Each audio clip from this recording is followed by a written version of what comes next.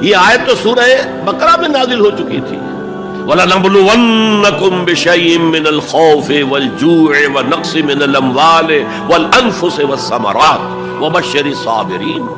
ہم لازماً آزمائیں گے تمہیں، لازماً آزمائیں گے. خوف سے، بھوک سے، فقر و فاقے سے، جان اور مال اور ثمرات کے ضیاع سے اور زیاں سے.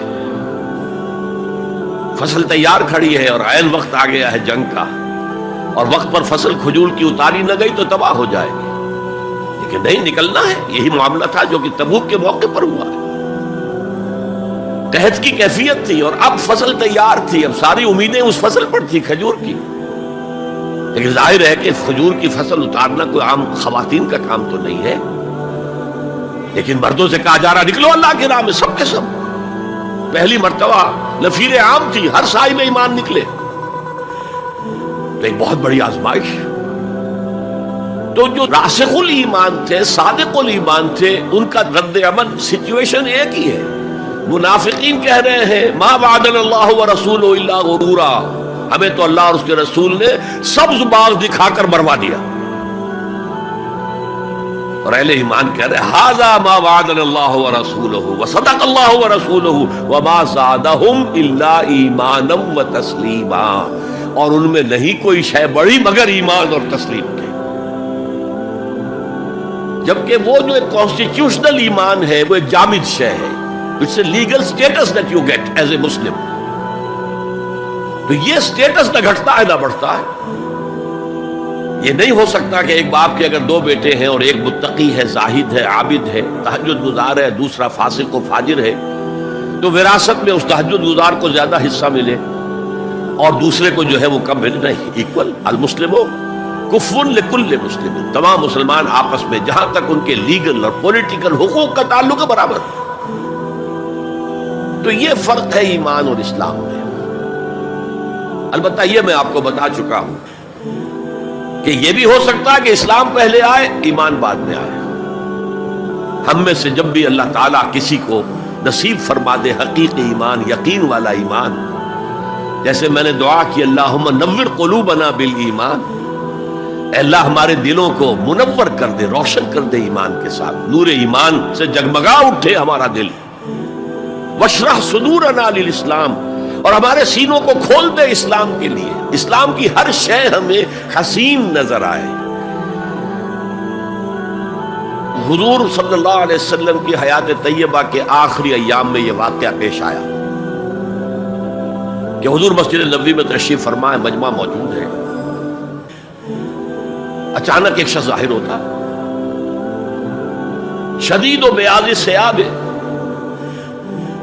شدید و سواد شعر، اس کا لباس انتہائی سفید صاف، کوئی اس پر دھبا نہیں، داغ نہیں، میل نہیں. بال انتہائی سیاہ چمکدار، گرد آلود نہیں. ولا یعرفہ احد منا، اور ہم میں سے اسے کوئی پہچانتا بھی نہیں تھا. کسی بھی ریت سے، خاک سے بالکل آلودہ ہوئے بغیر بال ہیں، تو شاید یہ مدینے کا رہنے والا ہو. تو مدینے والوں میں سے کوئی تو ہوتا کہ جو اس کو جانتا پہچانتا، کوئی نہ کوئی تو گریٹ کرتا اس کو، آؤ آؤ ادھر آ جاؤ، میرے پاس آ جاؤ. کوئی نہیں. اور اگر براہ راست باہر سفر سے آ رہا ہے تو کچھ گرد آلود بال ہوتے، کچھ کپڑے میلے کچیلے ہوتے، تو لوگ حیران تھے. اور مزید یہ کہ اس نے سیدھا تیر کی طرح مجمع کو چیرتا ہوا حضور کے عین سامنے جا کر بیٹھ گیا. اب لوگ حیران ہیں، یہ ہے کون؟ اس کی یہ جرت، یہ جسارت.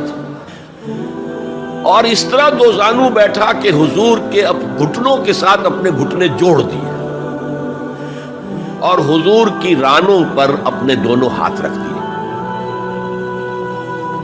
اب سوال کیا، یا محمد اخبرنی عن الاسلام، اے محمد مجھے بتاؤ اسلام کیا ہے؟ حضور نے فرمایا وہی جو میں ابھی آپ کو حدیث سنا چکا ہوں، الاسلام ان تشہد اللہ الہ الا اللہ وان انا رسول اللہ وان تقیم الصلاۃ وتؤتی الزکاۃ وتصوم رمضان وتحج البیت ان استطعت الیہ سبیلا. پھر کہا اخبرنی عن الایمان، لیکن یہ کہ ان روایتوں میں بھی اس کو روایت کرنے والے بہت سے صحابہ ہیں. عبداللہ ابن عمر بھی ہے، حضرت عمر خود بھی ہے رضی اللہ تعالی عنہما، ابو ہریرہ بھی ہے، عبداللہ ابن مسعود بھی ہے. چونکہ ایک مجمع میں واقعہ ہو رہا تھا نا، تو مجمع کے اندر تو بہت سے لوگ سن رہے ہیں. اگرچہ جیسے آج بھی ہوگا کہ میں جو بات کہہ رہا ہوں، آپ میں سے بہت سے حضرات میری ساری بات سن کر اگر کہیں جا کر رپورٹ کریں گے تو ان کی باتوں میں اختلاف ہو جائے گا. لہذا اس حدیث کی روایت میں اختلاف ہے. بعض روایت تو یہ ہے کہ پہلے پوچھا اخبرنی علی الایمان، پھر پوچھا اخبرنی علی الاسلام یا علی الاسلام.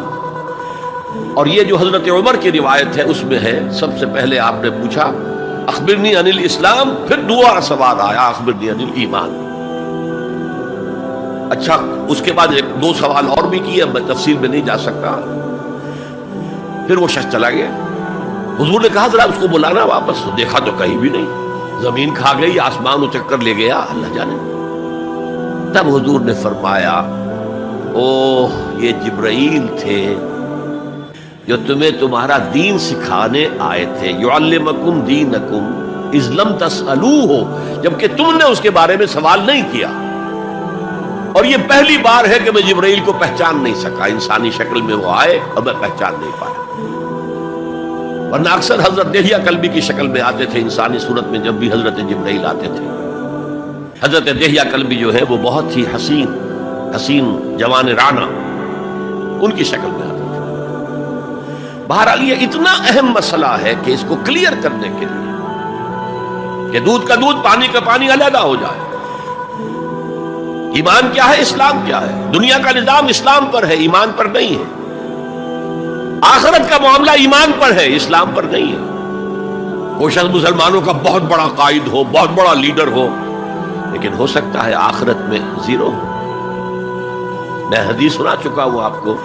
ایک شخص دنیا میں شہید سمجھا جا رہا تھا، ایک شخص دنیا میں بہت بڑا عالم سمجھا جا رہا تھا، ایک شخص دنیا میں بہت بڑا سخی سمجھا جا رہا تھا، اور اللہ نے سب کے دعوے جو ہیں ان کی نفی کر دی. تم نے جنگ کی تھی اس لیے لیقالا جریء کہا جائے، بہت ہی جری آدمی ہے صاحب، بہت بہادر آدمی، کیا کہنے اس کے. لیقالا سخی، بھائی بڑا سخی آدمی ہے، سخاوت کے دریا بہا دیے اس نے.